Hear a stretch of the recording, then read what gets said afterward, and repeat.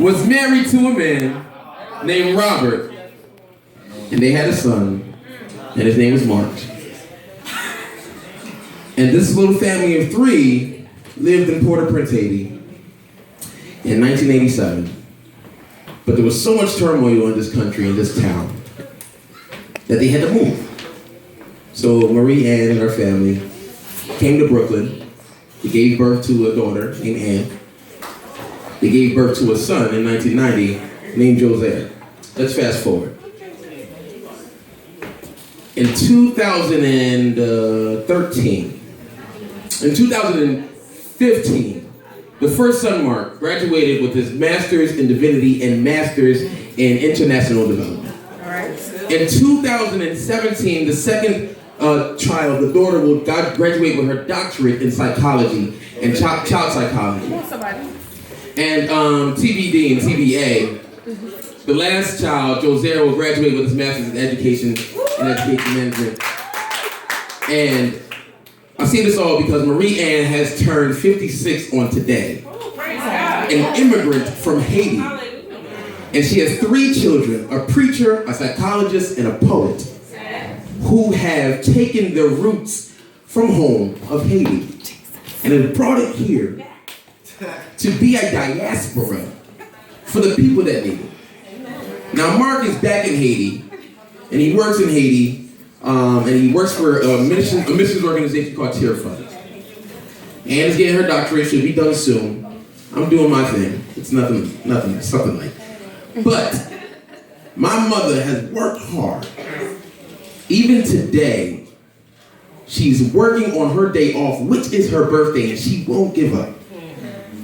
So with that said, I just want you guys just to pray for my mom, for what she does, for having 30 years of marriage with a man named Robert, who is really an awesome anchor for his family, and for what they go through, and what this man, this idiot Donald Trump, is trying to do to some immigrants, trying to kick them out and all this extra stuff. Y'all know what he's doing, but I'm saying though, if y'all can move if he becomes president, but I'm staying. And it's gonna be a problem if he becomes president for me, because I'm about to, hey listen, we're all blessed on this evening. Good evening, ladies and gentlemen. My name is Truth Poet. And I just want to say happy birthday to Simone for putting together an awesome, she's out there, I see her. She's putting together an awesome lineup of ministers, of artists, performers, and everything. And I'm blessed to be a part of you people because you are awesome. I made a few observations, and it's just great to be among people like you all. Only to join together in fellowship, join together in love as you do it in this place. So with that said, pray for Haiti as well, my home country. And I'm just gonna do a piece for y'all. I don't need a mic because I'm really loud. Yes, I'm really loud. Yeah. So God bless me with the power of projection. So I'm gonna do it like this, and I hope you guys are blessed by it. This is about a young man who is the misfit, a young man who does not fit into what society says, according to how society goes and how the world goes. So this poem is called Bear Witness, Be Blessed.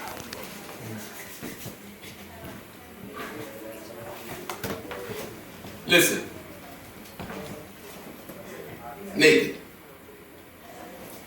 Nakedness is shameful. And not because it has always been this way, but because in our shame we have made it this way since the beginning times of all ways, Adam and Eve. But some people don't even believe this history to be true. So where then lies the shame in our nudity? And where is the necessity for privacy? Everyone is so secretive. Me, I am an open book that has been written, revised, and rewritten in all over. My past pages have been forgiven and forgotten by the only person who even matches the author of this novel, T. I have repented, have been burnt as an offering, purged from all the living in sin I have ever indulged in. I am a new creature, naked and shameless. Everyone is so pure. Me, I am ill, plagued by the ills of the world that are inescapably contagious, thus rendering me desperate and constant need of a healing, running to the United Hospital of the Divided Church where Jesus Christ, the Lord and Savior, is my doctor. I have the heart of Solomon and the soul of the Messiah, but the spirit of me, yes me, I too am a legend, desperate for peace. Everyone is an artist.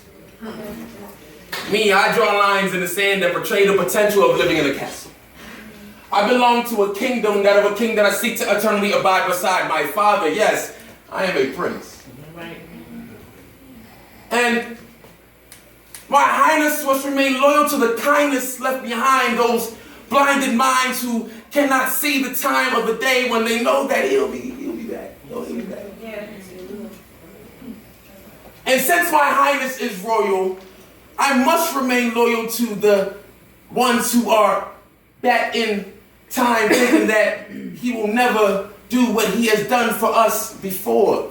He comes back and he just does it over and over again.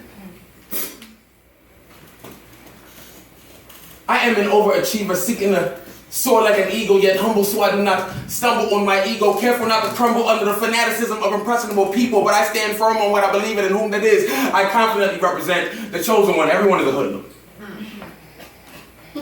Should I be afraid of the man with the blunt in his hand, skunks, tense face, tatted, mean mugging, never alone with his troop, wielding 2 or more weapons in a prolly with the rest of the paraphernalia in his garments? Hardly. They should all be afraid of me, the man with the word in his hand. Transferred my name is listed on that final transcript. Transform, I'm enlisted in God's army, on the front line shamelessly, battling consistently that of the world and he of the underworld, all the while steadily overcoming my own temptations with favor it brings consistency.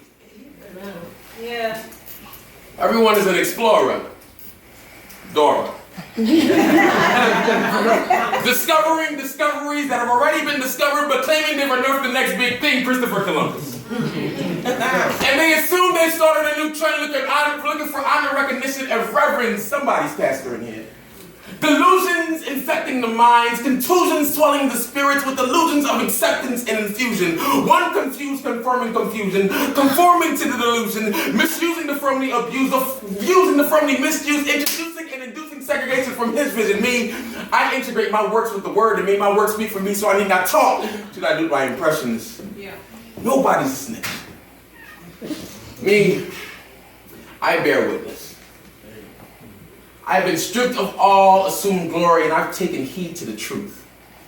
I testify that he has revoked all the tumors of my sin and shame, and has transplanted his spirit that will henceforth ignite a flame of unimaginable favor into my heart, therefore synchronizing my flesh to move with motions of righteousness in me, a blind man, walking by faith, entrusted to recreate a wasteland of nothing right and everything of what's left with his blood as my paint. I have fulfilled an inevitable prophecy meant for me. I have seen the living word.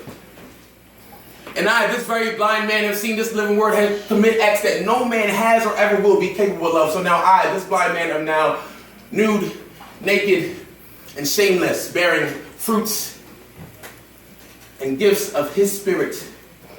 I am spiritually poetic and empowered according to the King. So I speak.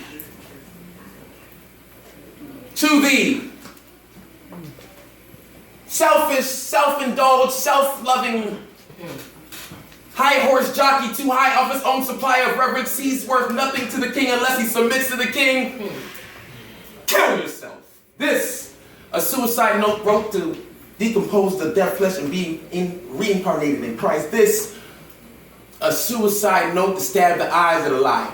An eye for an eye. Oh Lord, Jesus is a fire.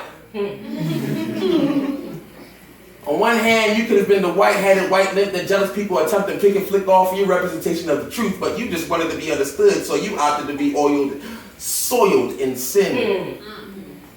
So on this dirty and much filthier black hand, you are the bad weeds of good fruit gripped in the ground, deserving to be yanked out and disposed of for your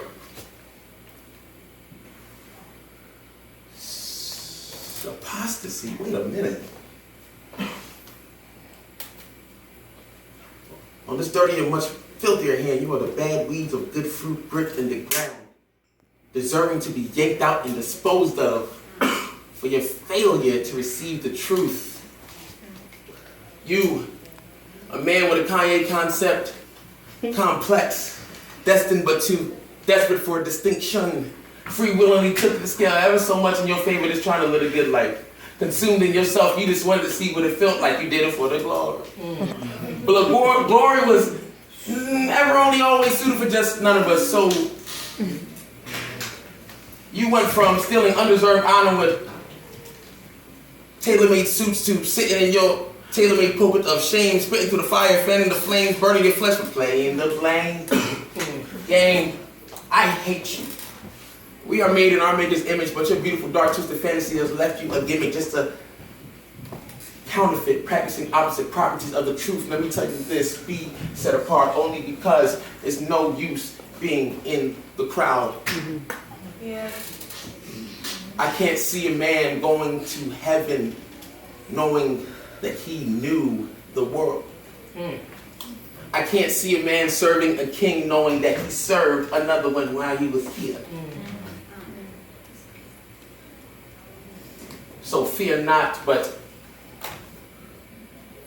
be at heed, for he is here for you. God bless.